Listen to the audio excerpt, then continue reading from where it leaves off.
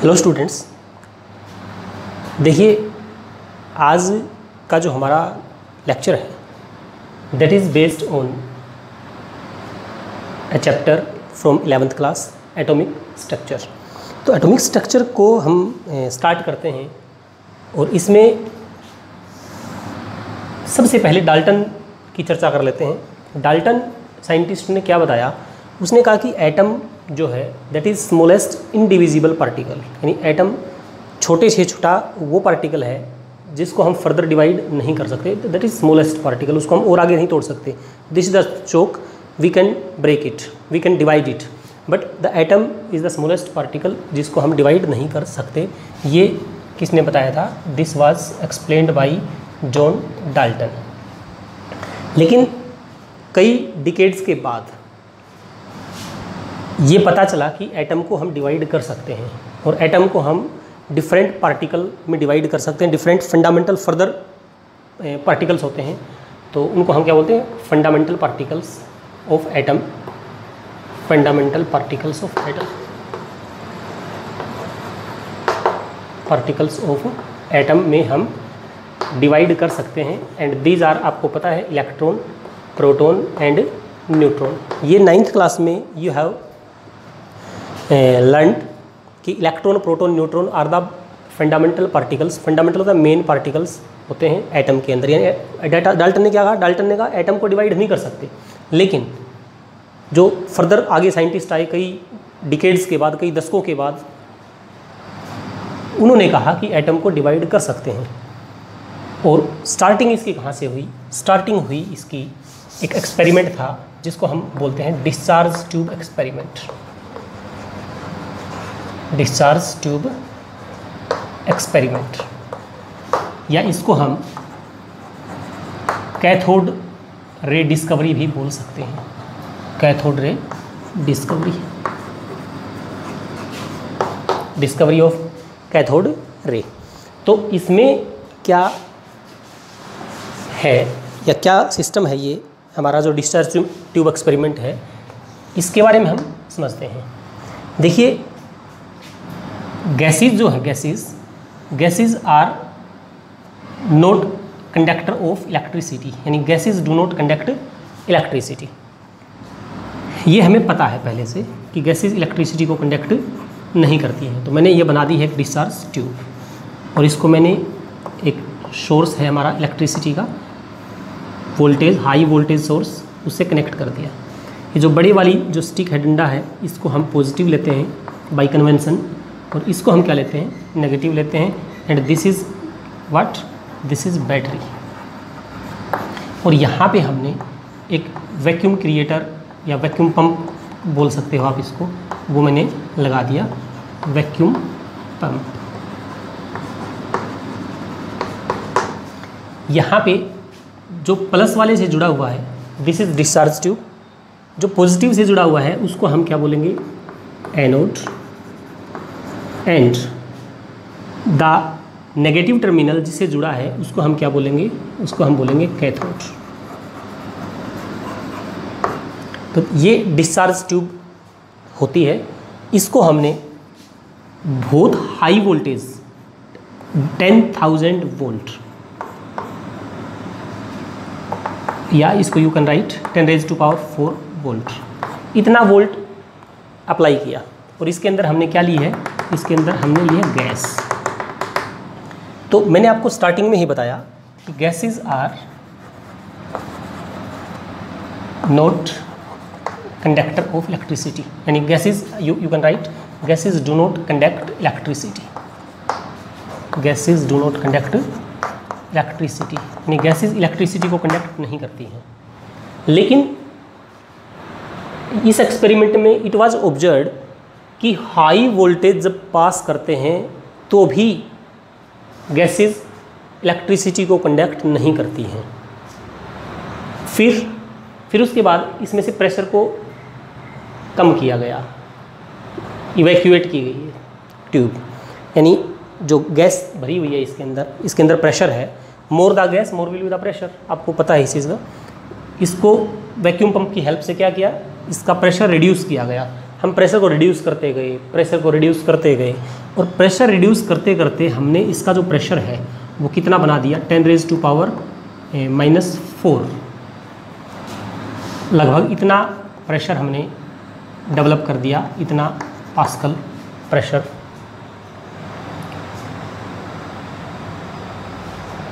Actually it's atmosphere, 10⁻⁻⁴ atmosphere, इतना pressure हमने इसके अंदर डेवलप कर दिया। अब eight low pressure and high voltage gases conduct electricity. तो पहले मैंने क्या लिखा, gases do not conduct electricity, लेकिन सेकंड मैं क्या लिख रहा हूँ, eight low pressure and high voltage, eight low pressure and high voltage gases conduct electricity, या यूँ कह सकते हैं गैसेज आयनाइजेस, यानी गैस आयनाइज हो जाती है, और आयनाइज हो जाएंगी तो क्या होगा, ऑफ कोर्स करंट फ्लो करेगा। तो एट लो प्रेशर और हाई वोल्टेज पे गैस क्या हो जाती हैं, आयनाइज हो जाती हैं। मान लीजिए इसके अंदर मैंने हाइड्रोजन गैस ले रखी है, तो हाइड्रोजन गैस आयनाइज होकर क्या बनी, H+ और इलेक्ट्रॉन। अगर मान लीजिए मैंने इसके अंदर ऑक्सीजन गैस ले रखी है, तो it will ionises to form oxide, मतलब इस टाइप से O+। और अगर मान लीजिए मैंने इसके अंदर ले रखा nitrogen gas, then it will form N+ और प्लस में इलेक्ट्रॉन। यानी लो प्रेशर पे, हाई वोल्टेज पे गैस क्या हो गई, आयनाइज हो गई, उसने क्या छोड़ना शुरू कर दिया, इलेक्ट्रॉन्स छोड़ना शुरू कर दिया, और ये क्या बनाए, ये कैटायंस बनाए। ठीक है, चलिए अभी इसके अंदर हमारे पास क्या है, एट लो प्रेशर और हाई वोल्टेज के ऊपर इसके अंदर क्या है, गैस आयनाइज हो गई, और ये सब चीज़ें, मान लीजिए हाइड्रोजन लिया हुआ है, तो ये चीज़ है, अगर हाइड्रोजन गैस इसमें ली हुई है तो ये दो चीज़ें इसके अंदर हो जाएंगी eight low pressure and high voltage.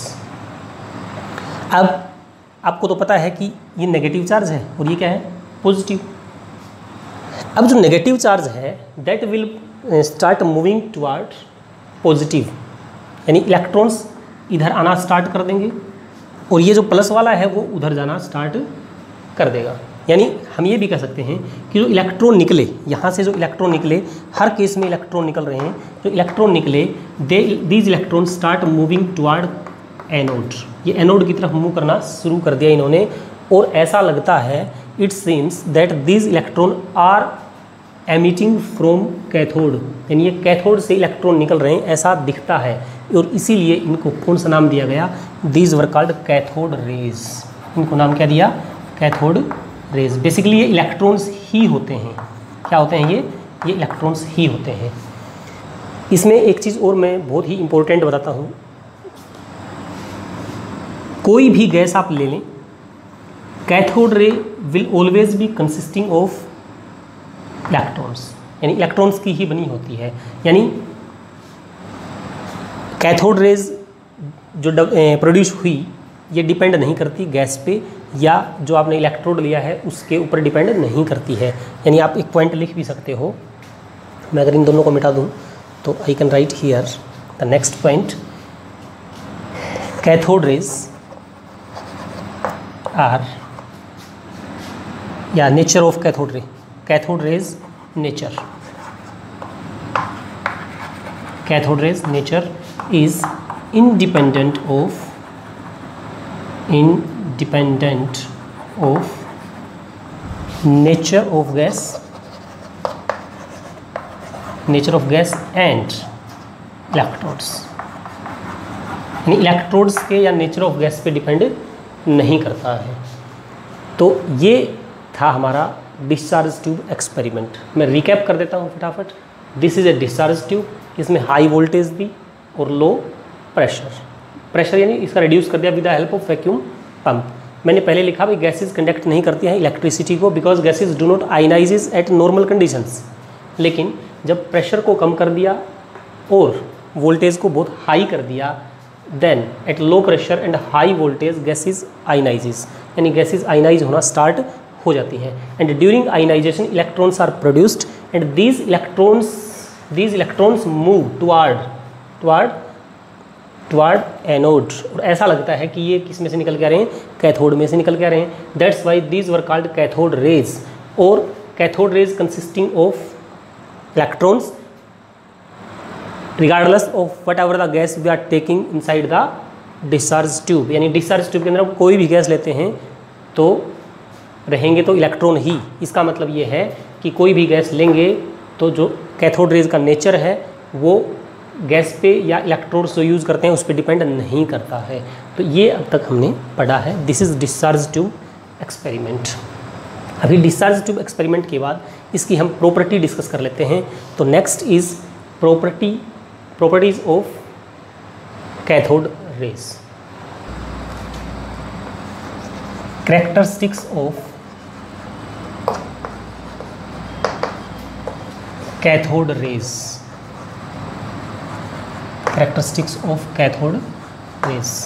The next topic after explaining discharge tube experiment, characteristics of cathode rays. तो cathode rays की बहुत ही सिंपल सी characteristics हैं। फर्स्ट, cathode rays को मैं डायरेक्ट CR लिख देता हूँ। cathode rays travels, cathode rays travel in straight line। cathode rays straight line में travel करती हैं। This is our first characteristic.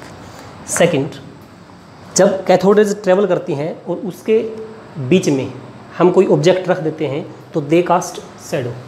तो कैथोड रेज कास्ट शैडो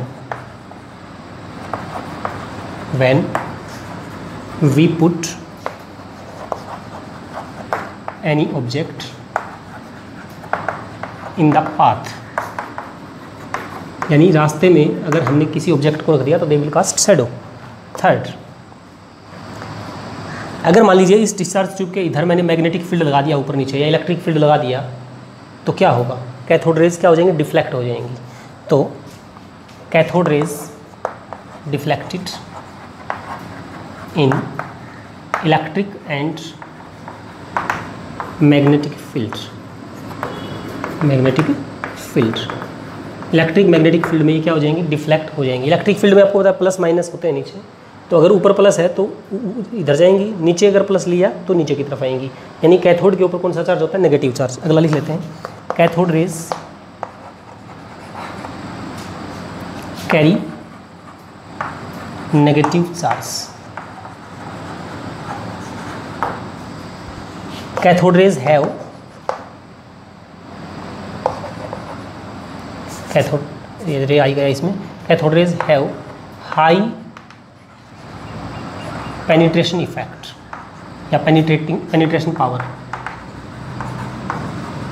यानी इनकी जो पेनिट्रेटिंग पावर होती है आर पार निकलने की, यानी एक बिल्कुल थिन फॉइल ले ली तो उसमें से कैथोड रेज क्या हो जाएंगी? पास हो जाएंगी।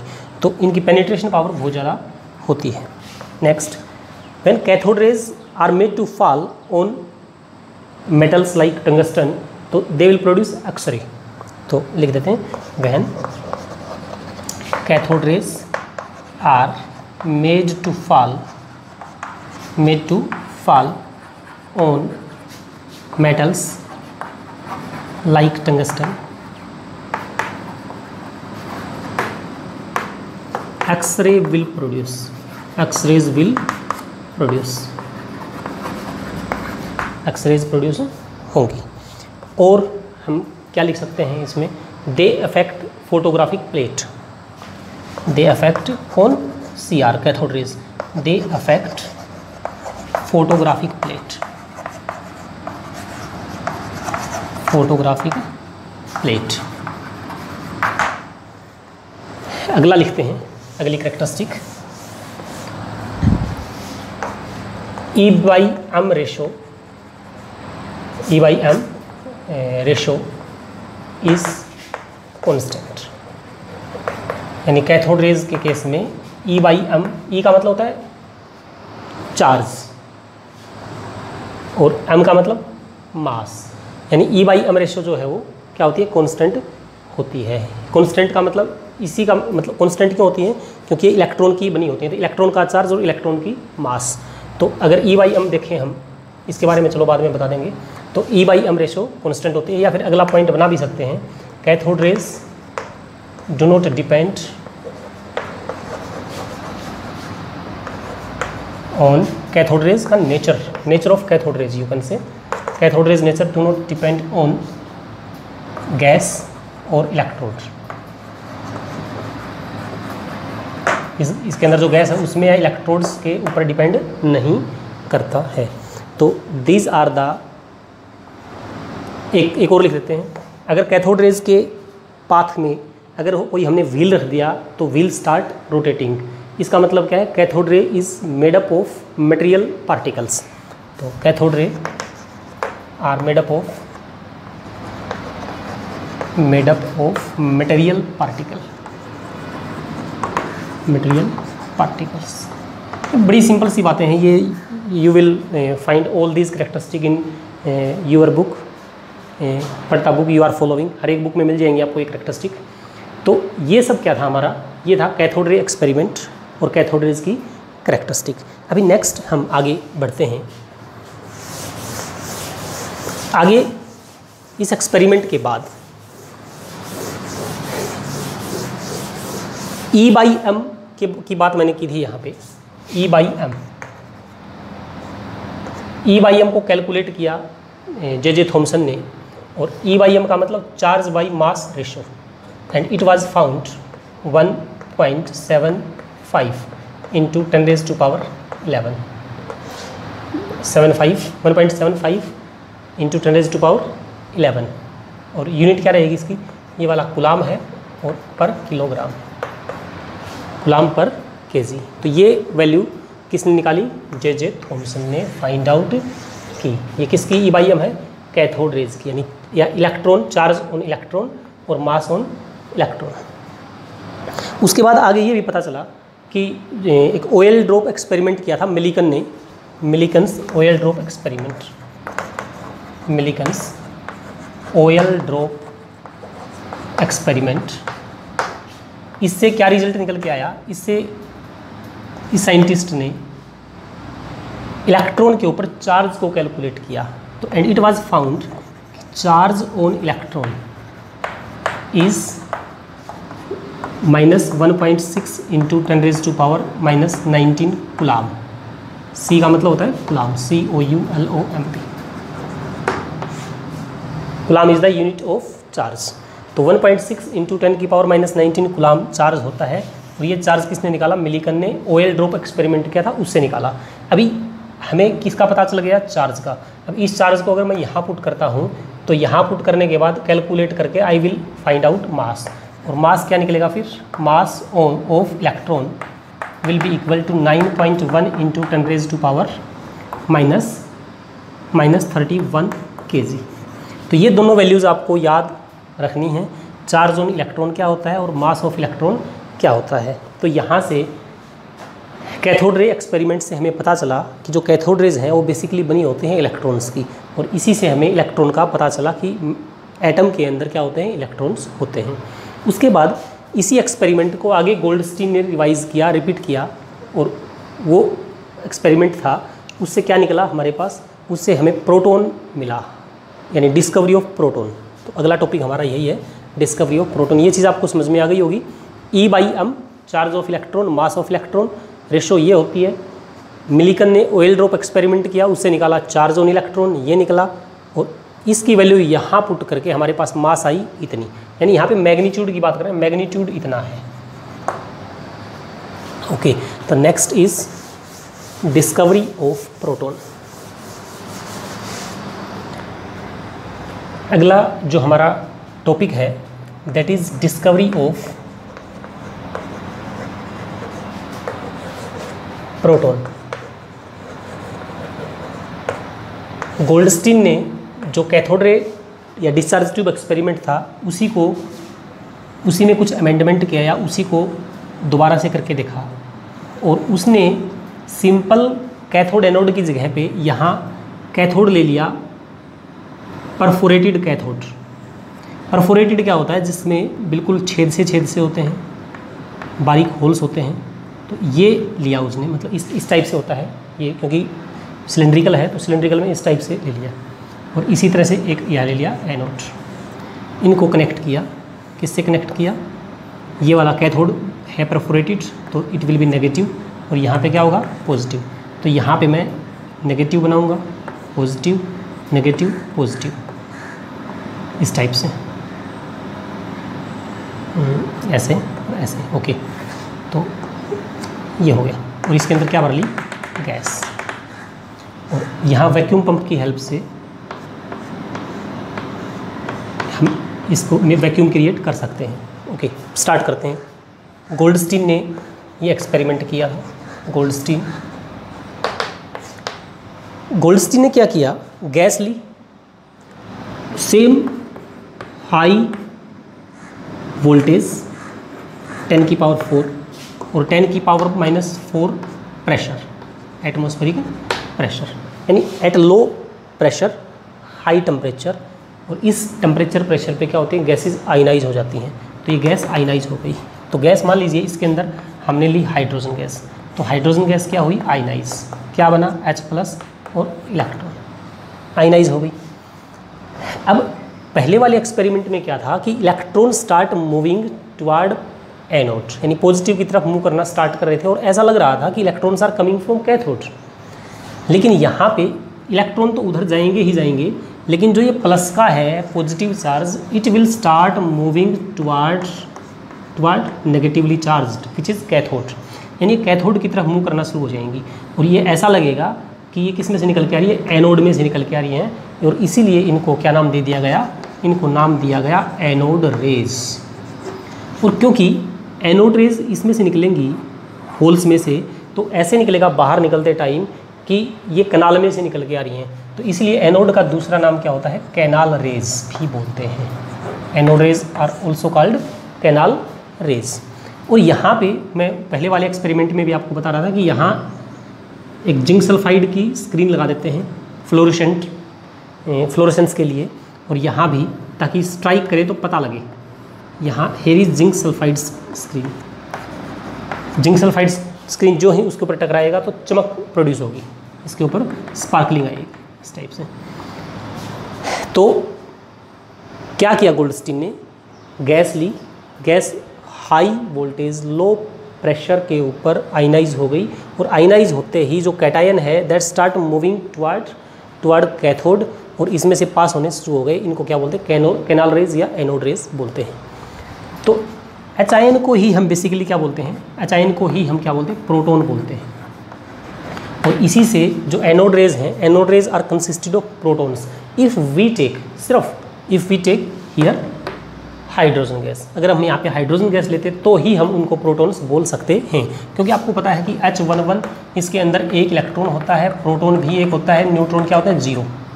लेकिन जब इसने इलेक्ट्रॉन छोड़ दिया तो इस तरफ क्या बच गया हमारे पास, प्रोटॉन। तो H+ को हम क्या बोलते हैं, प्रोटॉन बोलते हैं। तो ये प्रोटॉन की डिस्कवरी हुई। अभी अगर मान लीजिए इसके अंदर ऑक्सीजन गैस ले ली होती, तो ऑक्सीजन गैस लेते तो उसी तरह से आयनाइज प्लस इलेक्ट्रॉन। तो यहाँ पे अब की बार क्या मूव कर रहा है, O+ मूव करेगा, लेकिन हम O+ को प्रोटॉन नहीं बोल सकते, O+ को हम प्रोटॉन नहीं बोल सकते।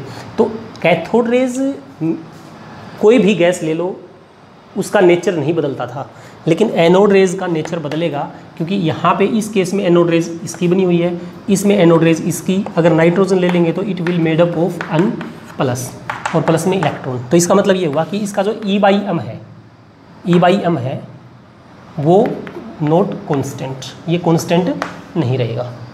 तो E/m जो है दैट इज डिपेंड ऑन, यानी anode rays depend on nature of the gas used inside the discharge tube, इसके ऊपर डिपेंड करेगा।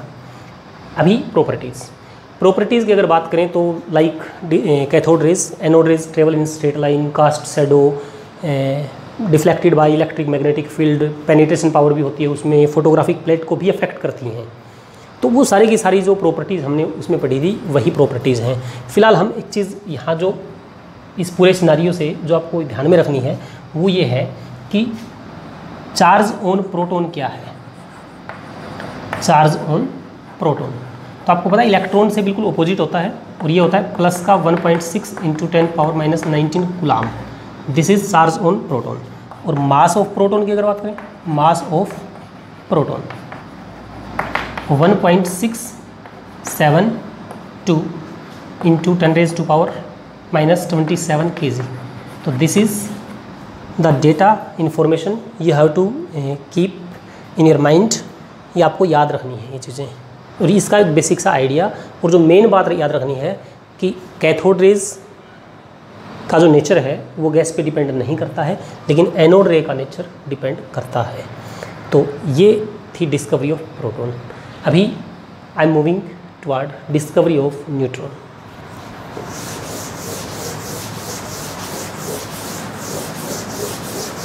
न्यूट्रॉन की डिस्कवरी की अगर बात करें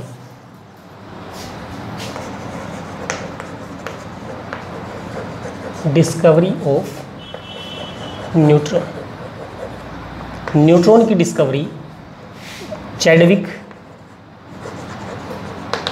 1932 जेम्स चैडविक ने डिस्कवरी की थी। और इन्होंने क्या किया था कि बेरिलियम जो है, बेरिलियम 49, इसके ऊपर अल्फा रेज की बोmbardment की, अल्फा रेज। और अल्फा रेज को हम हीलियम न्यूक्लियाई भी बोलते हैं, 24, इनको हम अल्फा रेज बोलते हैं। यानी हीलियम 24 को क्या बोलते हैं? Alpha rays. इसके ऊपर बोmbardment की है हीलियम, और इसके ऊपर क्या किया? बोmbardment किया। किसकी? अल्फा रेज की। अब बोmbardment किया तो क्या हुआ? बोmbardment करने से क्या बना? कार्बन 6 और 12 प्लस में न्यूट्रॉन 0 1, ये बना। यानी जो ही बेरिलियम के ऊपर, बेरिलियम 49 के ऊपर हीलियम यानी अल्फा रेज की बोmbardment की तो क्या बना? कार्बन 6 12 और 0 N 0 1, and this is called neutron. यानी इसमें से कुछ पार्टिकल्स निकले और इन्हीं पार्टिकल्स का चैडविक ने क्या नाम दे दिया? न्यूट्रॉन नाम दिया। ये जो रिएक्शन है इसको हम न्यूक्लियर रिएक्शन बोलते हैं। न्यूक्लियर रिएक्शन, न्यूक्लियर रिएक्शन में एटम्स न्यूक्लियाई चेंज हो जाते हैं। यानी जैसे बेरिलियम था, इससे क्या बन गया? कार्बन बन गया, और उसमें साथ में क्या निकला? न्यूट्रॉन भी निकला है। और एक कैरेक्टरिस्टिक याद रखनी है, इसमें बैलेंसिंग करते टाइम ऊपर वालों का सम नीचे वालों का सम इधर इधर बराबर होना चाहिए, लेफ्ट राइट रिएक्टेंट प्रोडक्ट में। तो 9 + 4 13 और 12 + 1 13, ठीक है। 4 + 2 6, 6 + 0 6। तो इस प्रकार से न्यूट्रॉन की क्या हुई? डिस्कवरी हुई। After discussing discovery of electron, proton, neutron, we shall discuss in our next lecture in tomorrow. क्या डिस्कस करेंगे? हम डिफरेंट मॉडल्स के बारे में पढ़ेंगे। James J Thomson model, Thomson's model of atom, Rutherford model of atom, Bohr's model of atom और quantum के बारे में भी हम डिस्कस करेंगे।